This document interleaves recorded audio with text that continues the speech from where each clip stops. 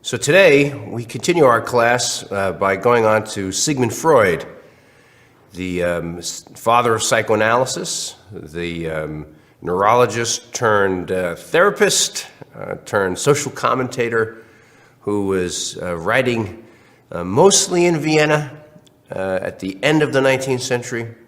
His great work, The Interpretation of Dreams, comes out in 1900.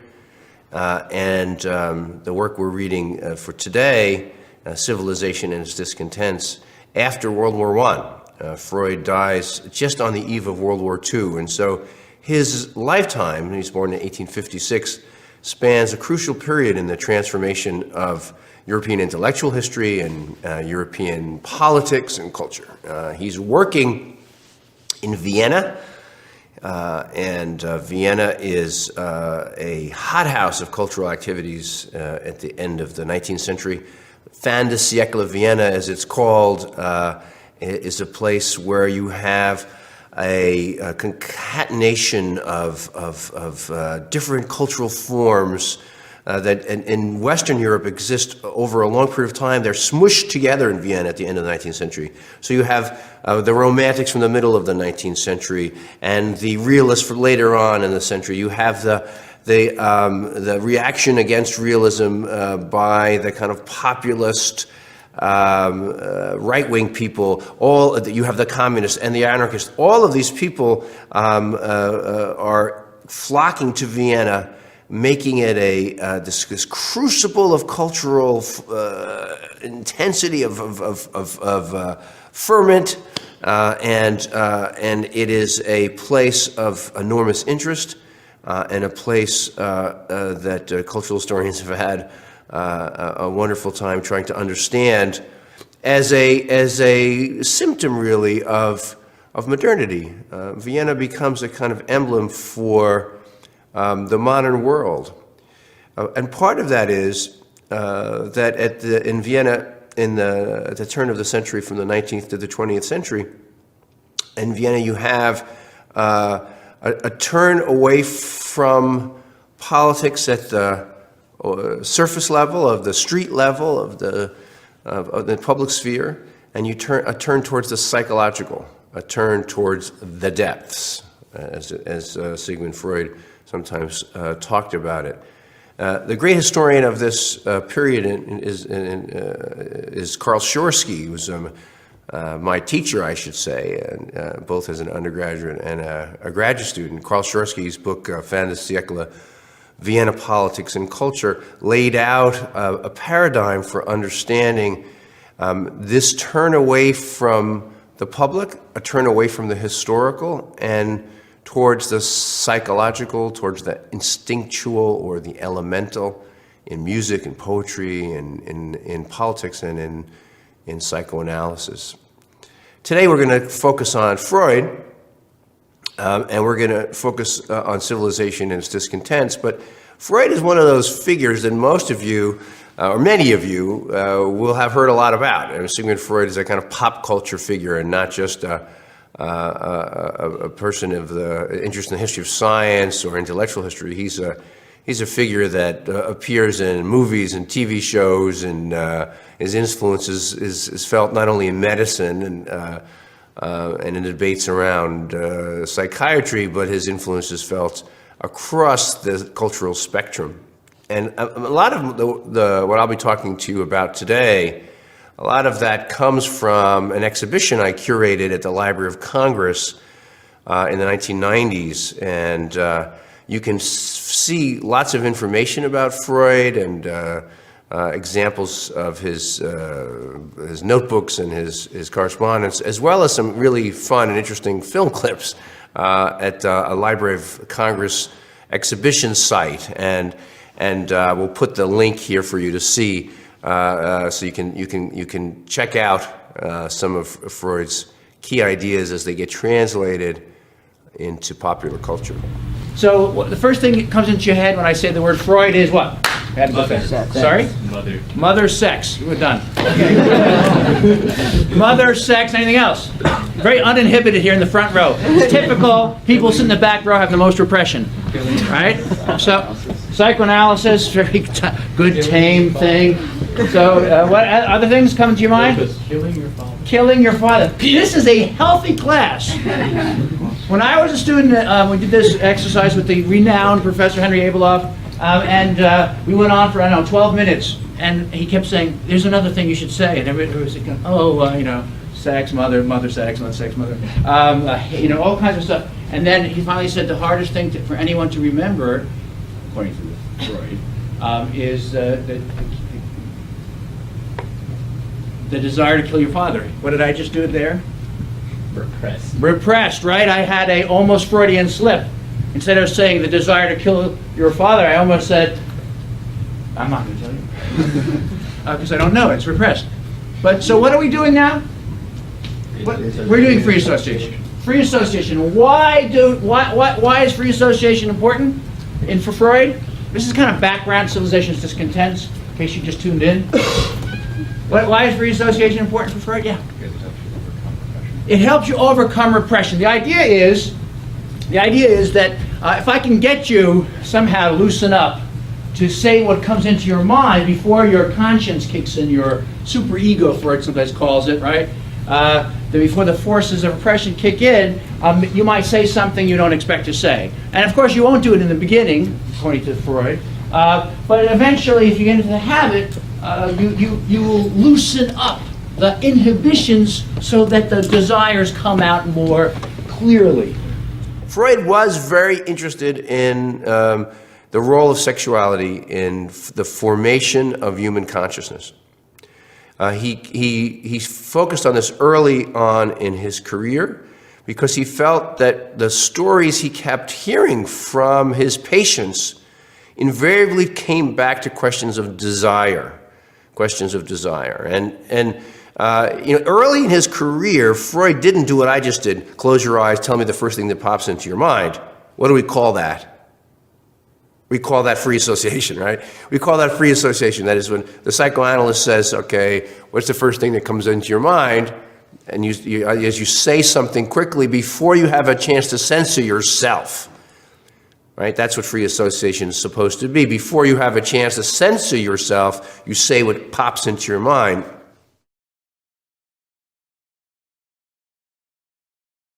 Now, before Freud came to that idea of free association, he was a hypnotist.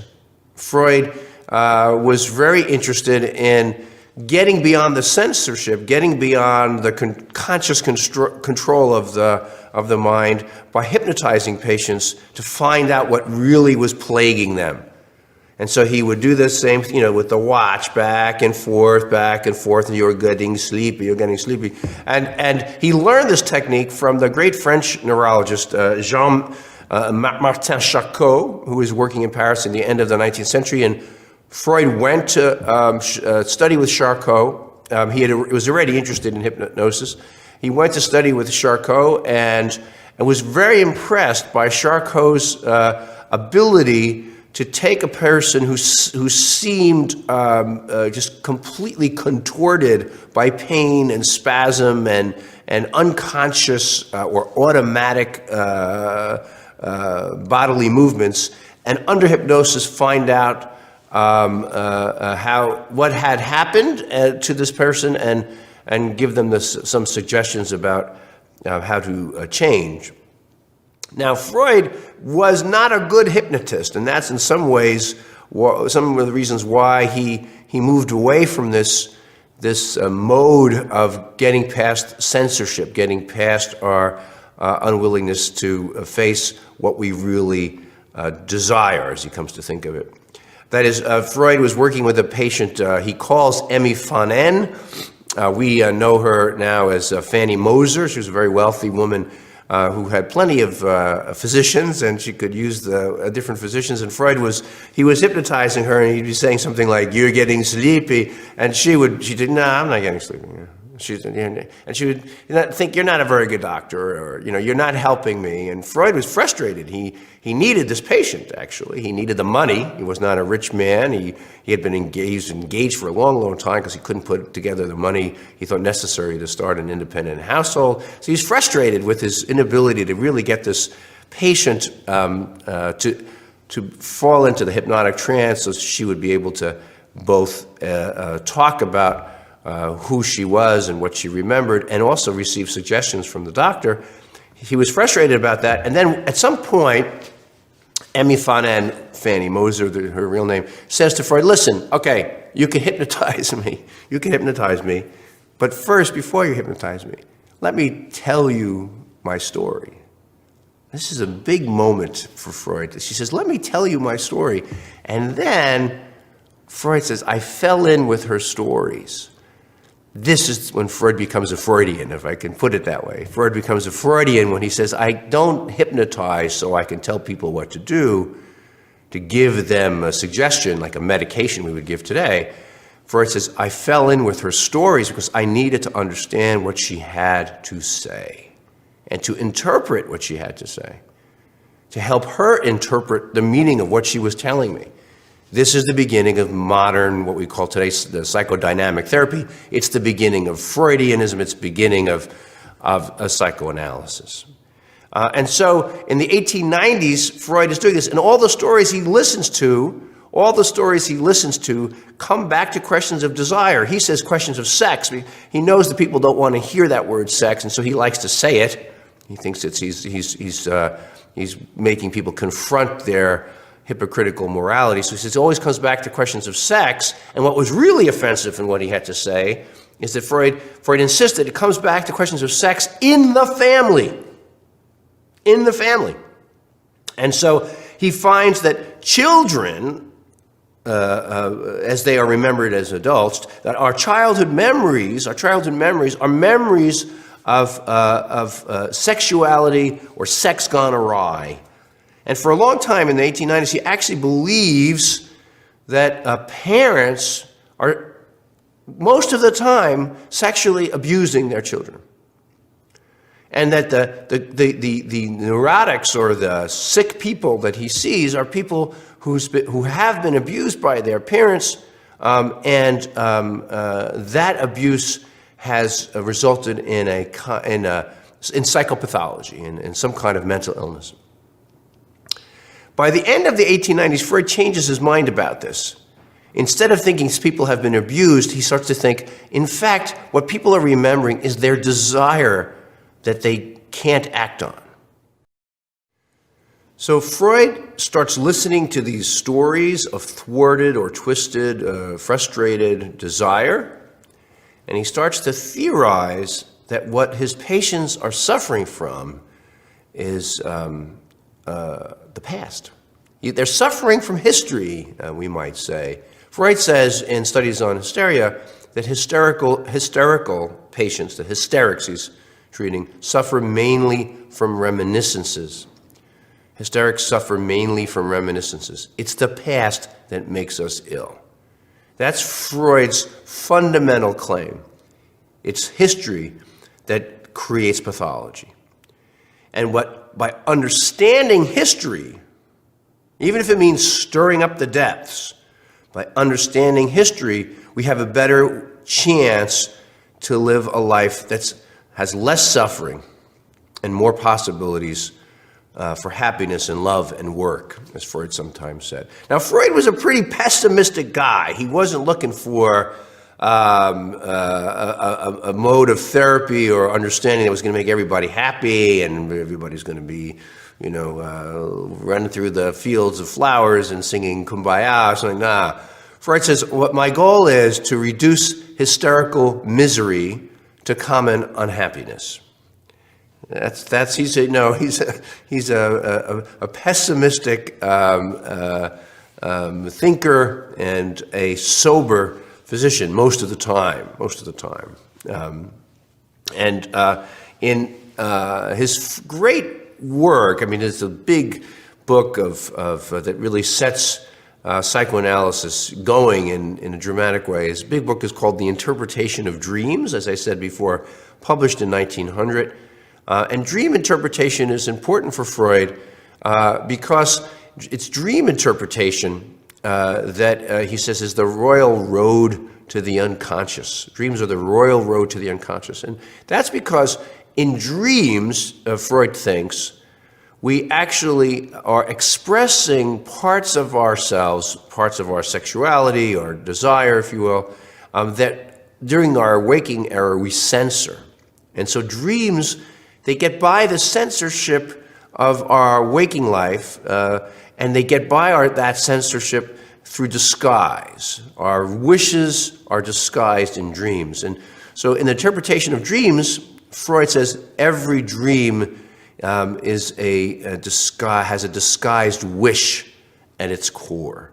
Every dream has a disguised wish at its core. And the job of interpretation is to show what you really desire. And in a way, that's really what Freud is about. The Freudian question is always, what do you really want? What do you really hope to get out of this? Now, that can be an offensive question if you're sitting there and you're struggling. Like you can hear today, I have a cold, right? You can hear perhaps in my voice I have a little congestion. The psychoanalytic question is, yes, you have a cold. What are you getting out of this cold? And why would I? It's not my fault I have a cold. It's not my fault I'm sick. But the psychoanalyst question is, yes, but what are you getting out of the cold? What do how does the cold, how does your symptom, how does your symptom give you satisfaction? That's the Freudian question. And it's sometimes very offensive because you go to the doctor and you say, I'm suffering. I have this neurotic tic. I keep hitting myself in the head. And the psychoanalyst says, well, what are you getting out of that? And then you say, well, I'm going to go to another doctor who's going to give me a pill so I stop hitting myself. That's fine. The psychoanalyst says, I don't give you a pill to make you stop. I just want you to understand, what are you getting out of hitting yourself? What satisfaction are you getting out of that? What are you hiding from? Or what are you punishing yourself for?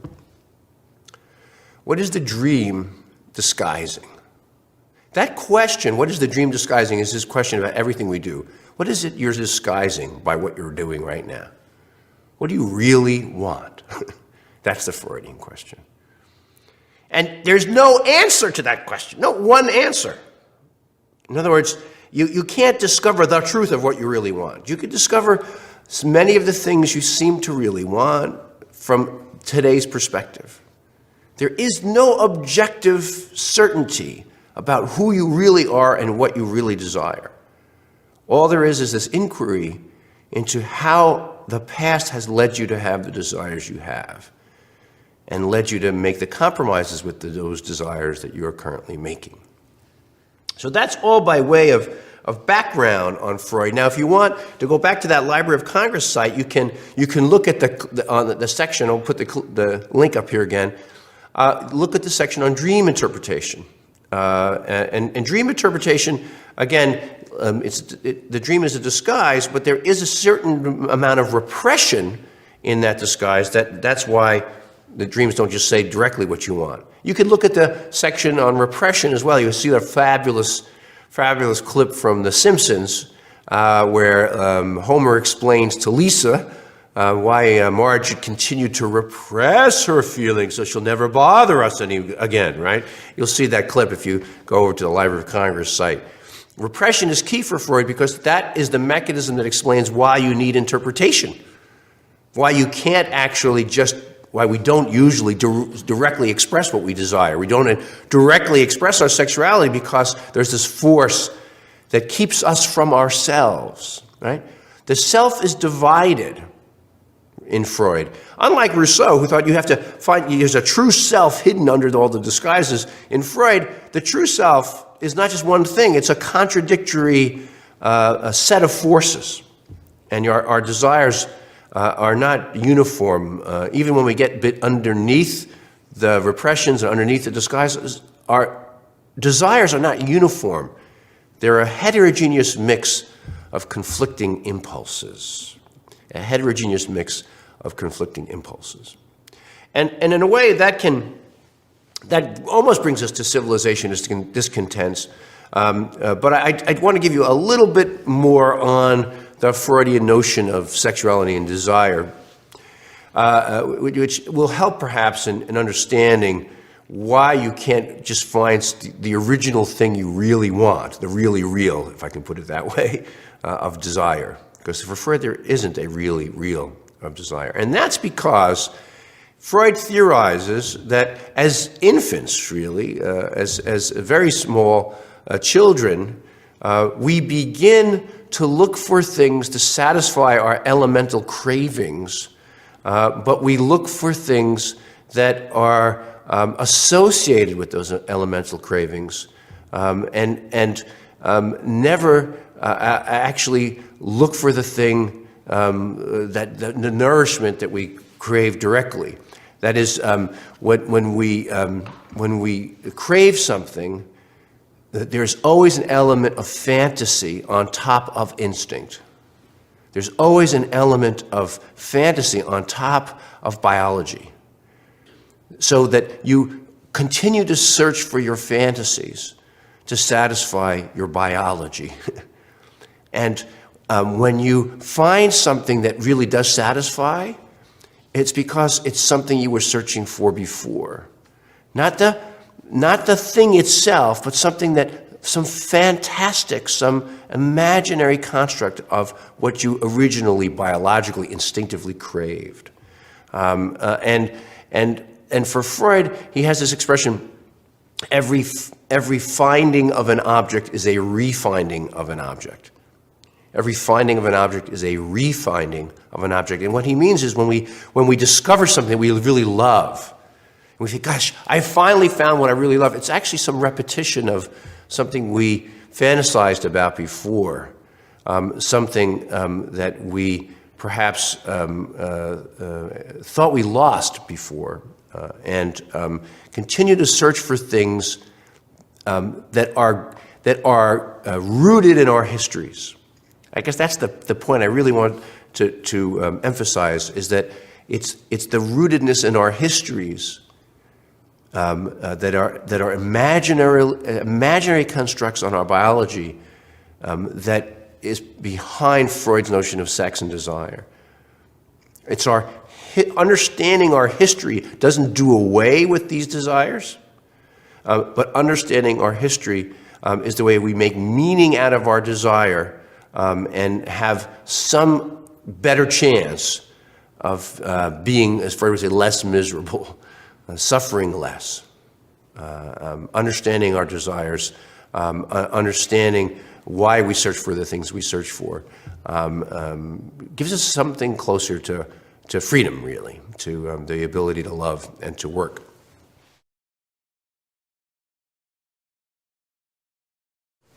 I'm getting a little far afield from civilization and its discontents, so perhaps I should jump back to that now. You remember the book starts off with Freud's discussion of the oceanic feeling, and he starts off that way in a sense to give you a signal, and I hope you pick it up because of our earlier part of the course. It's a signal that Freud is an Enlightenment thinker. The oceanic feeling is supposed to be a way of talking about religion that is less objectionable. He starts off with a critique of religion and the oceanic feeling. What's the oceanic feeling? Again, what's the oceanic feeling? Freud's at the beginning of the book. Yeah. Like eternity, like immensity. Yeah. You want to add to this? It's the feeling that we belong to the world. We feel like we belong to the whole world. We feel like we're all just part of the. What would you say? Part of the. The force. Sorry? The great scheme of things. That works. Yeah. And what is Freud's response to this? Because his friend is Roland, a famous writer, say, "Come on, Freud, you're so anti-religious. You criticize all the magic and the incense and all that stuff. But come on, religion isn't about that. Religion is about this deep feeling of belonging to the world, to connect to everything. You're one with the universe." And Freud says, "Oh, I see." What is his response? He doesn't feel it. Well, he doesn't feel, but he goes a little further than that. I've never had such a feeling. It's very Voltairean. He says, "Yeah, it's what infants feel in the crib." Oh, yeah. I remember the very beginning of the book. Oh, yeah, I know about this feeling. That's what babies have. And some people outgrow it. Remember Voltaire's response to Rousseau? This is on just the second page of the book. "I cannot discover this oceanic feeling in myself. It is not easy to deal scientifically with feelings. One can attempt to describe the physiological science." He says, This is a feeling of an indissoluble bond with the world as a whole, is something that you find in babies. And so for Freud, this is give it up. It's an infantile response to the world. So what Freud is doing here in the beginning of Civilization and Its Discontents is he's taking a classic Enlightenment position, that religion is bunk, and religion is infantile, and we have to face the world, as he often says, with our sober senses. And that's Freud saying, I am part of the Enlightenment, I am part of this Voltairean tradition, and Civilization and Its Discontents is squarely in that tradition. The intellectual historian and biographer of Freud who's really insisted on this, Freud's Enlightenment credentials, if I could put it that way, is Peter Gay, whose big biography of Freud has become a standard source of narrative biography about Freud's life in general.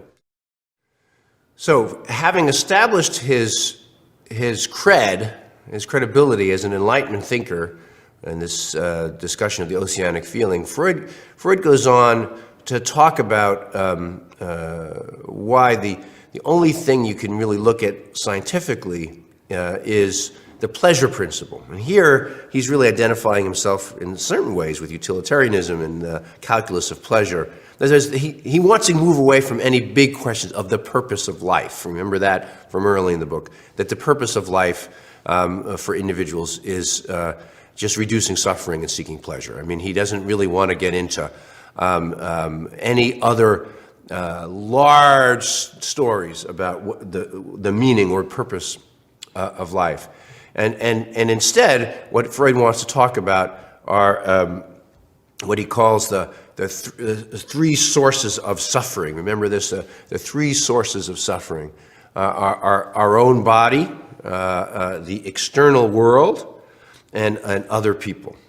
And for Freud, it's really important to face the sources of suffering. I think this, and we need to spend a little time on why that's the case.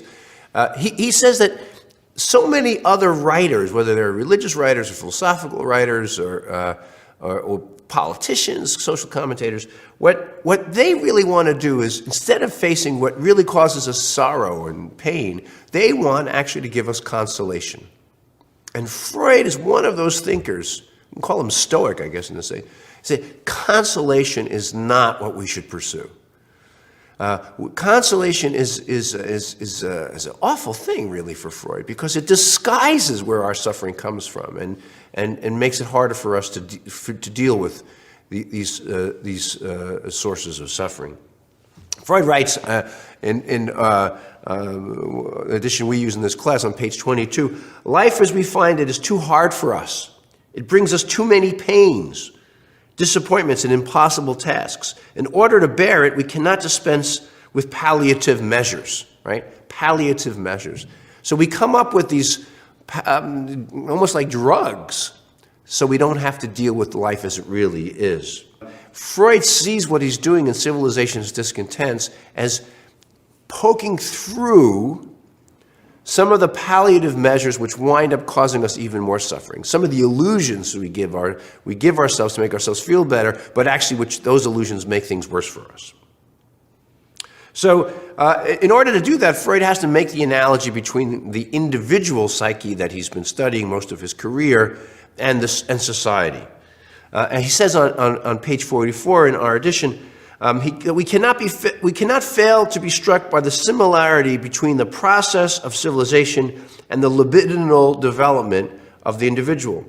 It is impossible to overlook the extent to which civilization is built upon a renunciation of instinct, how much it presupposes precisely the non-satisfaction of powerful instincts. Here is a core of Freud's understanding, that civilization is based on the renunciation of instinct. For Freud, that is okay, if you will, but it doesn't work. When you renounce instinct, when you repress things, they come out in other ways. Nietzsche says much the same thing. So Freud takes his Oedipus complex, and you know the Oedipus complex at the level of the individual is that the boy or the girl desires to be with the mother, and desires to eliminate the father. Be with the mother, Freud says, Roth, you're being euphemistically, I said, has sex with the mother. That's Freud's view, that we have a desire for incest, whether we're boys or girls, to be with the mother, the originary caregiver, and that we have this desire to get rid of the father. Boys and girls act differently in relation to the father, but they both have this desire for the primary giver of life, the mother. And that has to be renounced. That has to be pushed away, that primary desire.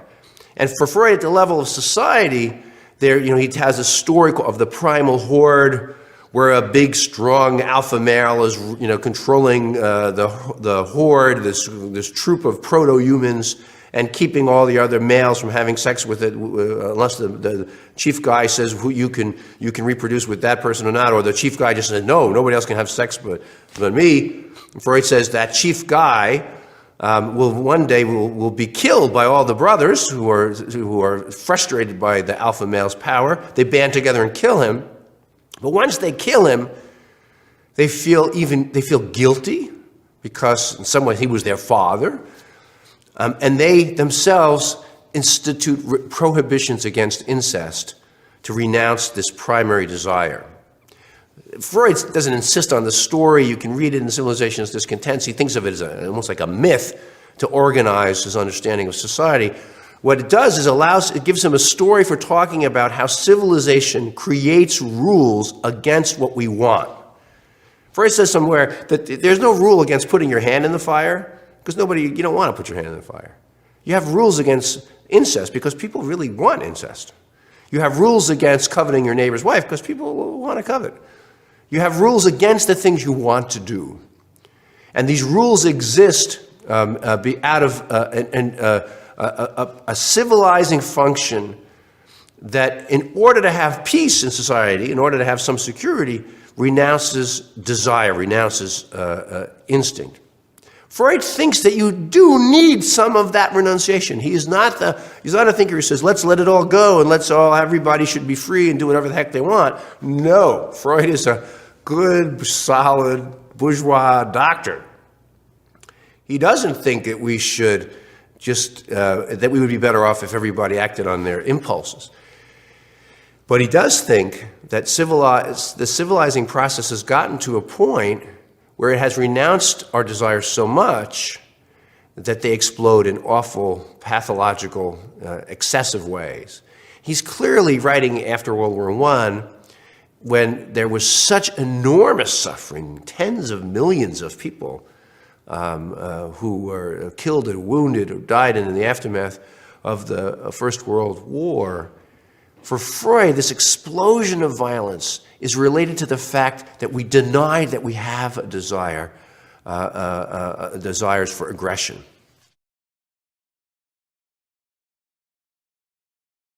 I have to say a little bit more about that, because so far we just were talking about sexuality. But by the second decade of the 20th century, Freud has begun to think that not only do we have a desire for sex, that we also have a desire that he calls aggressive, or sometimes he calls it the death instinct.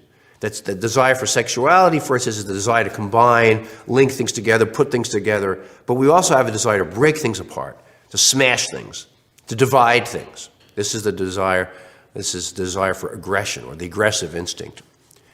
And for Freud, our moral codes deny sex through the prohibitions on incest, through sexual morality, which he thinks is really hypocritical most of the time, and a denial of aggression. And if you bottle up, things explode. When you get in the way of pleasure, it's a problem, because that will lead to aggression. When you get in the way of pleasure, people will try to get their pleasures in other ways, through aggression. This is Nietzsche's view too. So then you get in the way of aggression. So you can't have professional wrestling on Andrews Field. You can't have no fisticuffs in class. No, I don't know. You start limiting opportunities for aggression, and for Freud, the more you limit the opportunities for aggression, the more you bottle up an impulse that will at some point explode. It's not that he thinks we should be hitting each other. all right, or getting into fisticuffs. But he does think that the denial of the pleasure we get from aggression, the denial of that pleasure will lead us actually to have more either internal aggression, guilt, or to create explosive aggression in mass war. And so Freud spends a lot of time in Civilization is Discontents on the denial of aggression. What does civilization demand of us? Freud asks in Civilization is Discontent. It demands in morality that we love our neighbors. And Freud says this is impossible.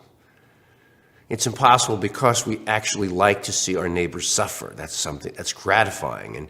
And denying that will, in the end, cause more suffering. And here is very much like Nietzsche. He says, because every time you have people say, well, love your neighbor, be kind to strangers, all that, you always find some scapegoat that you can take your rage out on. Freud thinks every time you ask people to be sweet and kind, as a rule, they will find something to attack. They will find an enemy. They'll find a scapegoat. They'll find some group of people that they can vent their aggression on. And he's thinking of the Jews. Freud is a Jew himself, a secular Jew, but very much identifies as a Jewish person. And he says on page 61 in our edition, he's kind of very, in a comic or ironic tone, I should say. He says, in this respect, the Jewish people scattered everywhere have rendered the most useful services to the civilizations of the countries that have been their hosts. But unfortunately, all the massacres of the Jews in the Middle Ages did not suffice to make that period more peaceful and secure for their Christian fellows.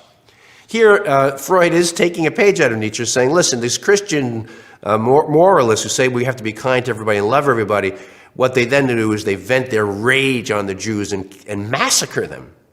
And Freud says, well, the Jews have provided this service because the Christians have to get their rage out somewhere. But of course, he's mocking the hypocrisy of neighborly love and morality by saying you always need a scapegoat. The other thing he insists on in Civilization is Discontents is that we also turn our aggression inward.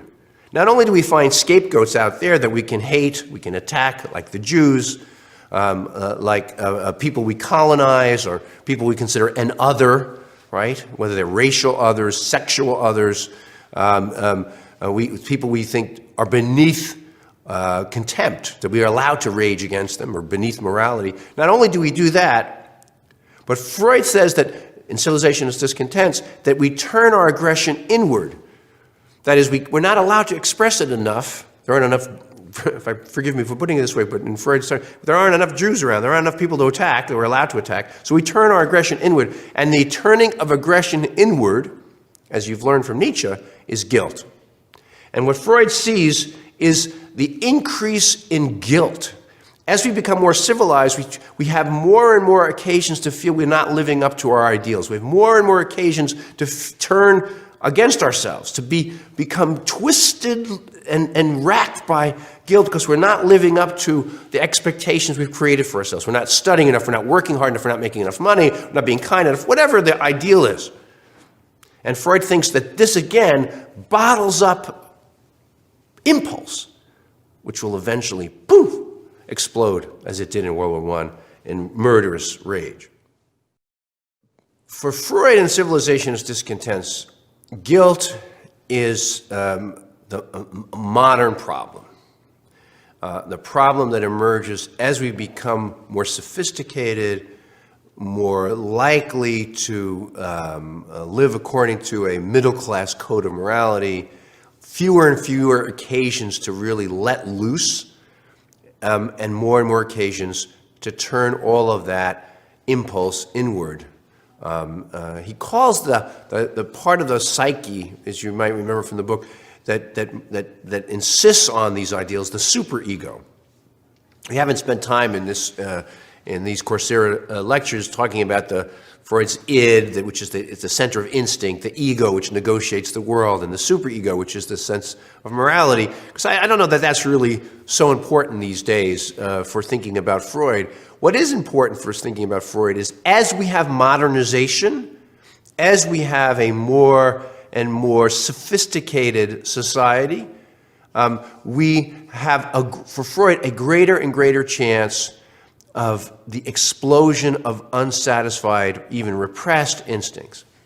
That is that what this is what he's pointing out in Civilization is Discontents.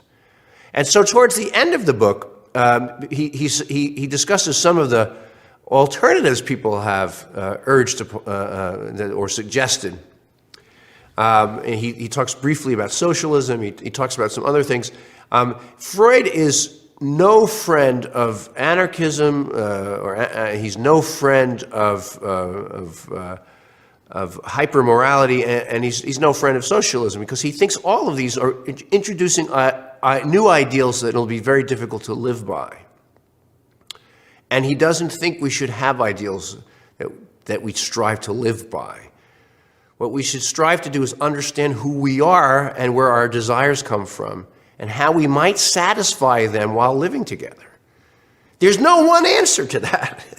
There's no one answer to that. There's no one road for everyone. And there's no perfect solution. There are negotiated modes of life that allow us more or less satisfaction. Because he's not interested in the purpose of life. Remember, he's not interested in some meta principle, some religious doctrine or moral ideal. He's interested in how we can deny ourselves less. Deny ourselves less so that we are more likely to find meaning in what we do and satisfaction in what we do, and less likely to have these crazy explosions of violence and rage. So at the end of the book, you can ask the question, so why write Civilization is Discontents? Who does he think he's going to be helping, or what is he offering? What is Freud offering? And I guess in a way you can say he's offering what psychoanalysis offers. That is a way of thinking about the past, a way of thinking about the history of our desires, so that we can be more aware of how we make ourselves suffer. Freud writes very close to the end of the book on page 92 in our translation that he has no consolation to offer. Thus I have not the courage, he says, to rise up before my fellow men as a prophet, and I bow to their reproach that I can offer them no consolation. For at bottom, that is what they are demanding. The wildest revolutionaries no less passionately than the most virtuous believers. Freud is denying the wildest revolutionaries, and he's denying the virtuous believers. He's an Enlightenment guy. He's down the middle, if you will, on this. But he's down the middle while digging deeply. He's not just saying we can just keep the lid on and everybody should be in the middle of the road and not worry too much about what's deep in ourselves. No. Freud thinks that we have these deep sexual and aggressive impulses that need some form of gratification. But what he wants to escape is the pursuit of consolation through ideals. I want to just really emphasize that because it's so close to Nietzsche, and it really is related to Darwin and Baudelaire too. Freud wants to escape the pursuit of meaning through ideals. He doesn't want us to strive to live on a plane that is divorced from our animal natures, divorced from instinct. He doesn't want us to try to find a mode of consolation that obscures who we are, because if we obscure who we are, then we create another source of suffering. Remember, that's how we started early in the book. Freud's concerned with the sources of suffering. He wants us to see how we make ourselves suffer, in hopes not that we can live a perfect life, but that we can make ourselves suffer less. There is no perfect life for Freud, because there's no one good way of living for Freud. He doesn't have that kind of track. But we can figure out how to make ourselves suffer less, and that would be a significant achievement.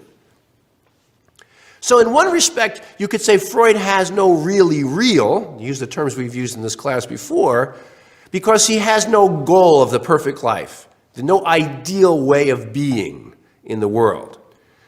But Freud does have a really real in the sense that he does think instinct or impulse is more fundamental than the disguises and the compromises we make. He has something that he uses to ground his analysis. This is his mythology, his eros versus thanatos, sex versus aggression. Those things are for him fundamental. They don't lead you to some ideal finale, but they do give you a grounding in analysis. So Freud, in that sense, is a modernist. I mean, he does look for something that is at the foundation of his analysis and of the way we live. Let's call it instinct. That's the way it's translated. The conflict of desires. Sometimes you could call that ambivalence, right? All our desires are ambivalent. That's really real. But it results in no ideal. It results in no perfect way of living. For Freud, all our desires are full of conflict. That is, you should never think for Freud that desires go in one direction. They're always tied up in knots. They're always complexly intertwined, and that means you can never have complete satisfaction, because the desires that you have are mutually exclusive. Not always, but at least in important ways. The most important example there is the desire to kill your father, because you also love your father. And to act on that desire would, of course, contradict another desire. All we can do for Freud is be more aware of the history of our civilization so we can reduce its discontents. Be more aware of our own histories so that we can figure out how to live in accord with some of our desires. All we can do is make meaning of our past so we have a better chance of living a life that feels like our own in the future. That's Freud's hope. It's not a utopia, but it is a mode of trying to live so that we reduce suffering, especially the suffering that we cause ourselves. Next time we'll move on to a great work of fiction, Virginia Woolf's To the Lighthouse, and see how Woolf, who certainly knew her Freud, she and her husband were publishing Freud in English at the Hogarth Press. We'll go on to that in our next lecture. See you then.